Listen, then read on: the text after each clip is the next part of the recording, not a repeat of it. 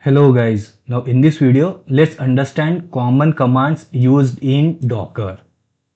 So these are the commands which we are going to try practically in this video. And so let's open Docker CLI, that is PowerShell. So first of course we can check which version of Docker has been installed. So I will say docker-v. Yes, the Docker has been installed. Now to find all the images from my local environment, I will say docker images and say this. So this is hello world. So this was our very first example of using Docker. Then of course this is a base image. Then this image that is with -dev. So it was created automatically when we executed our application from Visual Studio.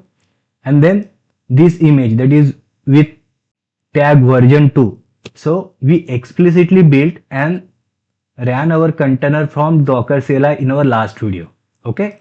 But then the point is these are the existing images available locally. Then we have Docker PS. So it gives the running containers.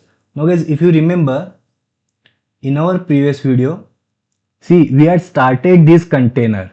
See this Docker run, and then we started this container based on this image, right? So here if I say docker ps, so again it will give all the running containers. And now see this.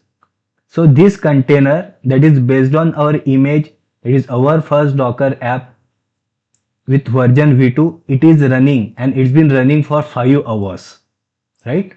But then if I want to get all the containers, that is the containers which are running plus containers which have been stopped, I can say docker ps-a. And see, we have this hello world container which was stopped 10 minutes back. Okay, but basically docker ps get all running containers, docker ps-a get all containers including the stopped containers. Then we have docker start and docker stop. So basically here we can start a stopped container and here we can stop a running container. Now guys, let's do one thing.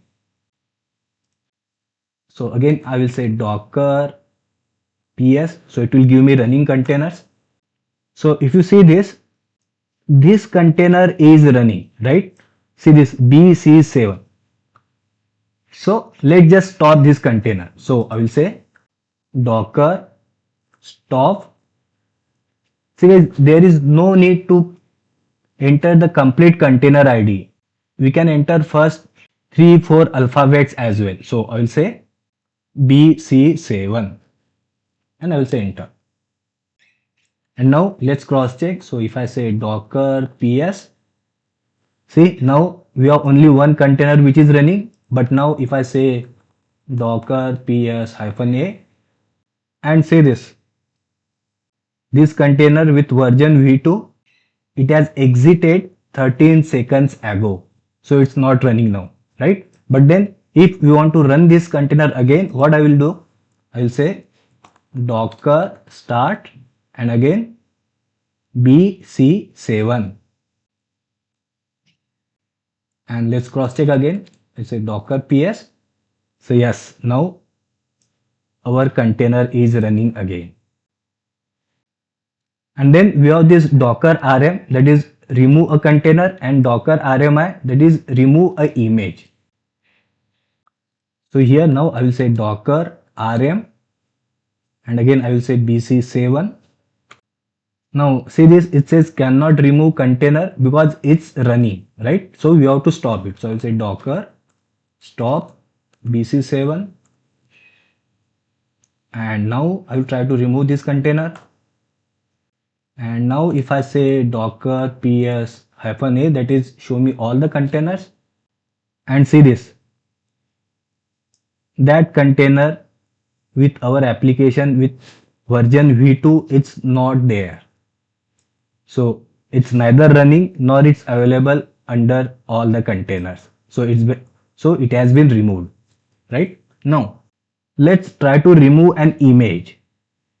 So for example, let's try to remove this hello world image. So before that, I will say Docker images. So then let's get what are the existing images. So yes, we have this. So I will say Docker remove image hello world colon latest. Now we have got conflict. So it says unable to delete this image because container 76BE, see this 76 is using that image. So obviously first we have to remove that container and only after that we can remove the image, right? So here I will say docker rm and container is 76B. So again let's cross check. So I'll say docker ps-a. Yes, that hello world container has been removed. And now if I say docker remove image hello world colon latest, let's say enter. See, it says deleted. And now if I cross check, that is docker images. And now that hello world image is no longer available, right? And then we have this docker build and docker run commands. So we have already seen a demo of it in our last video. So basically using docker build, we can create docker image, and then using docker run, we can run that docker image. That is our container will start running. So that's it guys for this video. Thanks for listening.